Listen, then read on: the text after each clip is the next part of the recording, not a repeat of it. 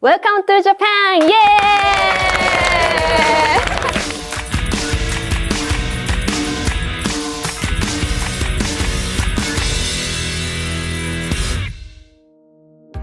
皆さん、JAXA が主催するアジアントライゼロ G をご存知でしょうか。アジア各国太平洋地域の若者から募集した宇宙実験を宇宙飛行士が希望実験棟で行う取り組みで、今年1月に行われたアジアントライゼロ G2022 では6つの実験テーマが選ばれました。宇宙ベンチャー企業デジタルブラストでは見事実験テーマが選ばれたタイのお二人に対し、アジアントライゼロ G への参加にかかる航空券や滞在費などをサポートしました。今回はそんなお二人とタイ国立科学技術開発庁通称ナスタの職員と一緒にアジアントライゼロ G でどんな実験をしたのか、さらにタイの宇宙活動についてなどじっくりとお話を伺います。 Okay, first of all, could you introduce yourself, Prim-san? It's first, okay? Hello, my name is Jinna. My nickname is Prim, and I moved to study at Mahidol Vidyanusaran School in Nakhon Pathom near Bangkok, the capital cities of Thailand. And I am the final year student of the senior high school. Yeah. Thank you. How about Pai-san? Hello everyone, my name is Intilaporn Chowdi. You can call me Pai. Yeah, I have just graduated from my faculty of pharmacy at Thammasat University, and I have worked for a few months in a department of Thai government. Now I'm 24 years old. Yeah, thank you. Thank you. はい。こんにちは。My name is Beng Paritat. I'm a project manager for space education in the National Science and Technology Development Agency or NASDA, Thailand. I'm work for collaboration program with the Japan Aerospace Exploration Agency or JAXA for a long time. Thank you. Thank you. The day before yesterday, you've joined Asian Tri Zero G, which was held at Tsukuba Spaces of JAXA. You participated in the event as a representative from Thailand. What made you think about joining that? For me, from my background, I interested in the space and astronomy in the sci-fi fiction or my favorite scientists. Yeah, so when the project has announced, so I intend to be apply into this project. Yeah, and I think that if I can include with other country friends, I can exchange a lot of things. Yeah. For me, I am self-motivated to conduct experiment or laboratory in school, science. And when I see this program, and it's very a good opportunity, I think, because it's very rare for us, and I think for all of students to get our experiment to conduct in space. Really, yeah, it's very rare. And so when I heard of this program, I am not hesitant to join, because I think if my proposal was chosen, so it will be so lucky, and yeah, it's a good opportunity.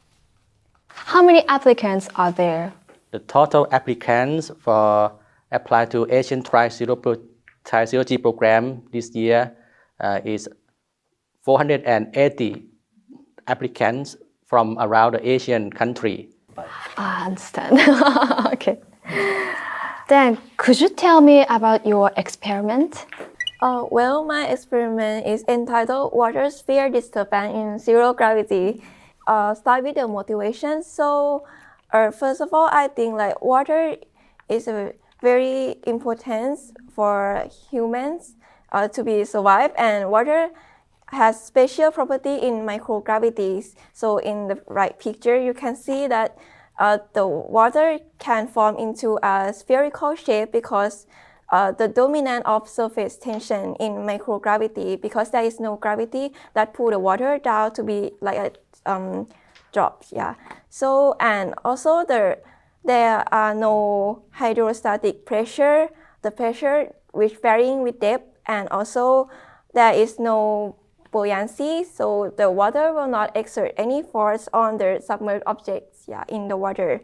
And also, and with this like spatial property, I think it's very insightful that we can try to conduct experiments in the space. So I'm curious that what will happen if water receives like a force that we call impulse from collisions, and also the shear force from spinning objects. So we'll study the behavior of waters and the system. Yeah. And this is the schematic model of my experiments. This is the first part, and there is also the second part too. So the first one, I will create. So no, the astronaut have to create the spherical shape water. So on the metal white hoops, yeah. And after that, the astronaut will apply a force on the ball. So we have actually there are three types of ball. The first one is the steel ball with the highest mass, and also the wooden ball, and also the other one is the wooden ball with waterproof on the surface. So we'll see what the difference between these three. So the astronaut apply the force on the balls, and so make them like move forward to collide with the water. Yeah. And my expectation is that if the ball with small mass, which is the wooden ball, so result in they will have like small momentum, because momentum is depend on mass and velocity, but we apply the same velocity. So yeah, it depends on mass. So if it has small momentum, it will maybe bounce back because the surface tension of the water will be strong enough to like push them away in the same direction. But if it have large momentum, for example, steel ball, and it will get inside the water sphere because it have like enough energy. So another factor is the waterproof on the surface, that we'll see what's the difference.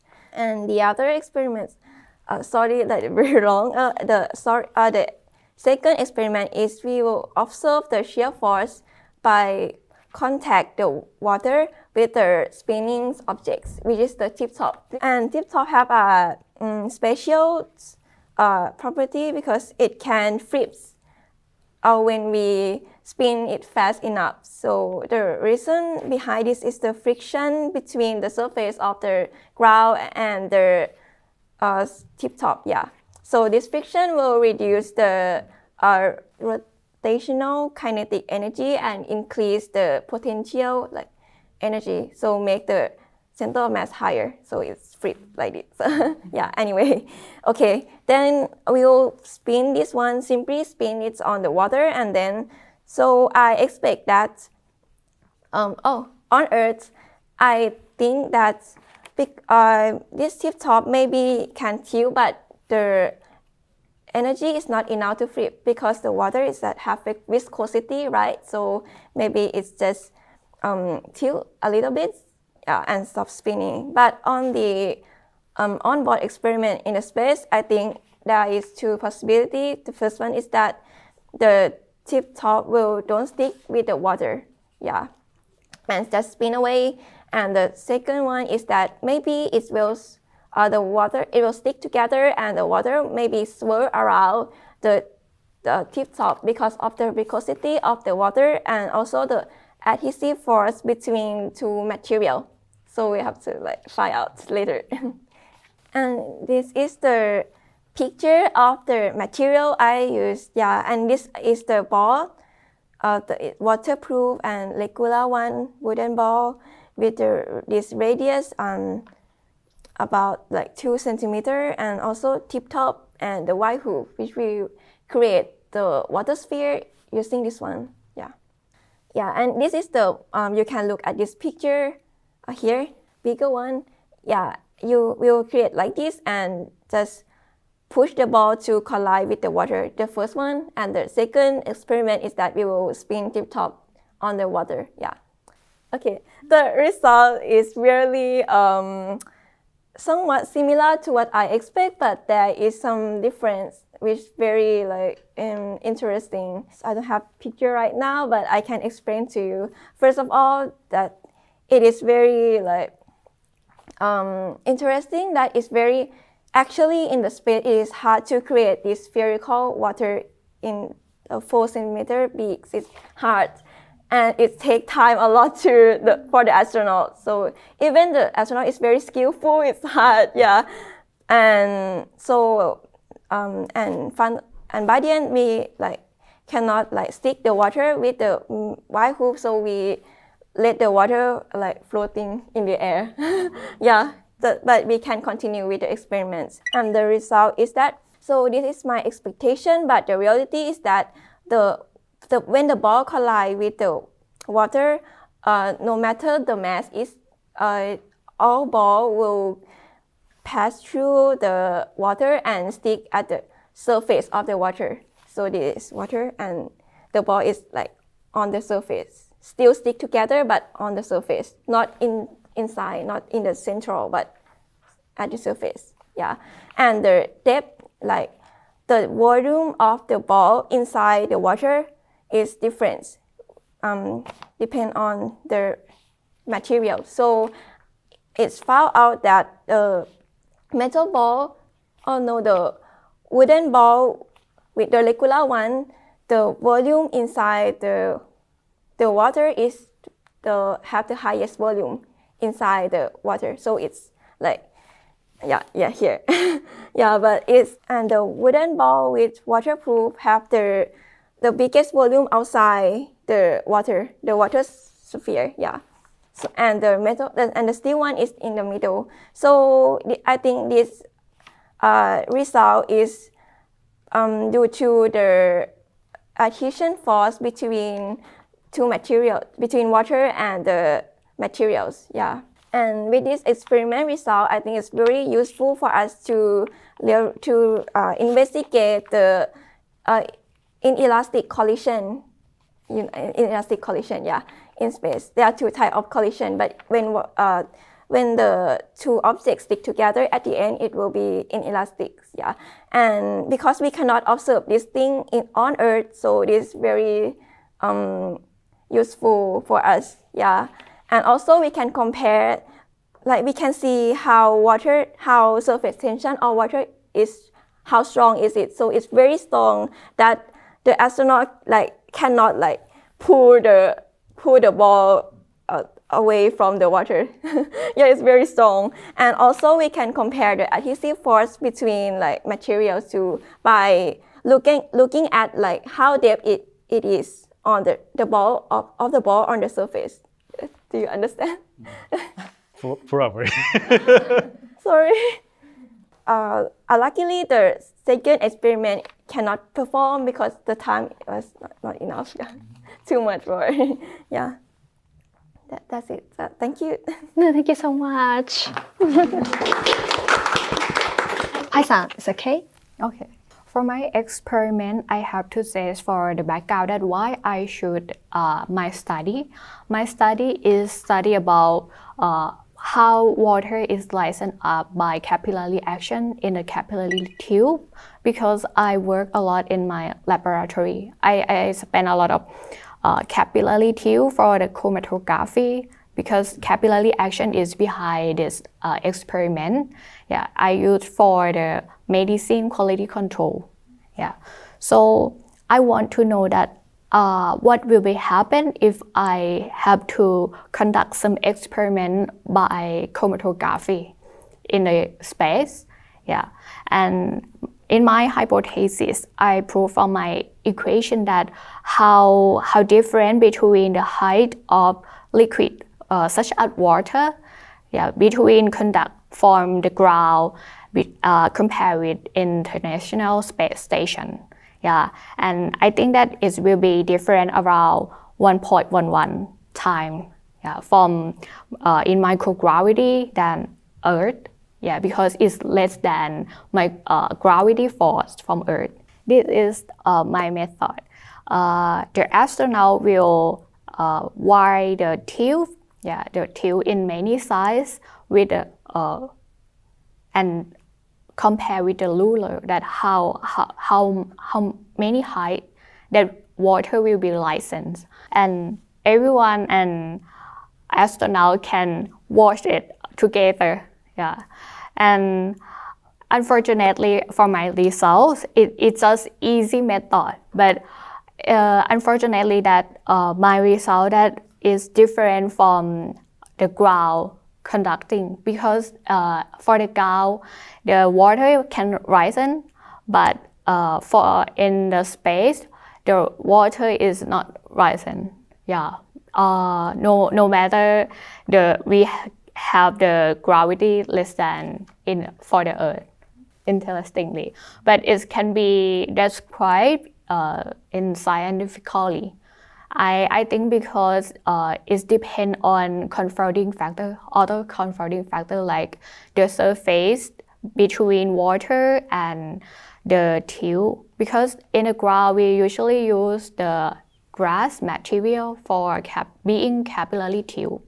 But when we have to send something to the space, we have to use something unrisky for the astronaut. So we have to change the grass material to be some plastic or polymer, yeah, because it's safer. Plastic and some polymer is more hydrophobic. Yeah, it's hydrophobic material. So I think that the surface is not less adhesion force between water and surface. So the capillary action is not appear in my experiment.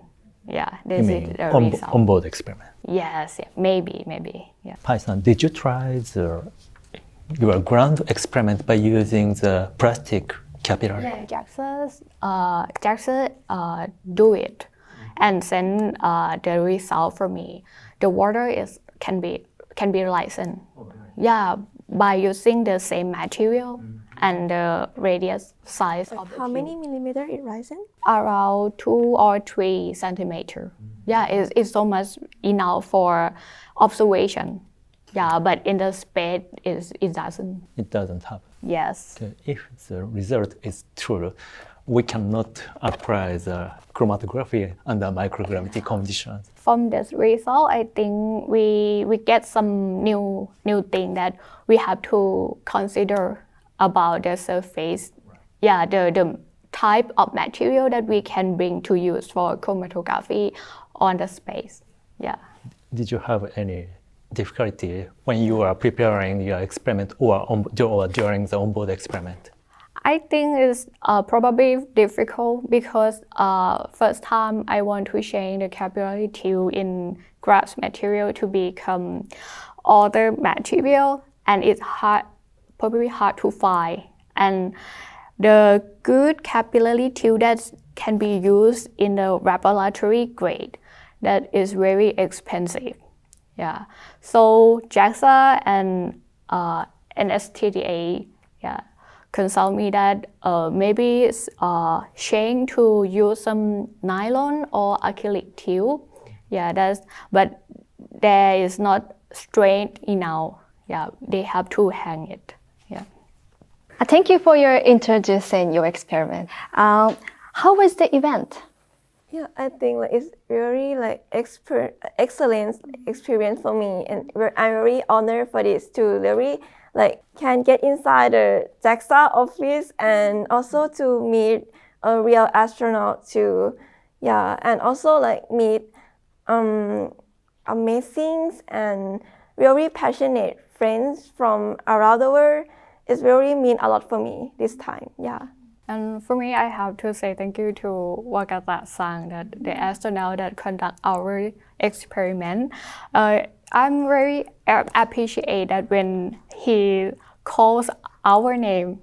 Yeah, on the space, it mean for me a lot because it's likely to find a good opportunity like that. Yeah, I appreciate that. Thank you. In the future, would you like to work in the space? Probably if I have the good opportunity like that, because I study and work in biopharmaceutical, so I think if I could be in the biopharmaceutical laboratory in the space, it will be good for me. Yeah, it's very interesting. In the end, Is there anything you were expecting to DigitalBlast?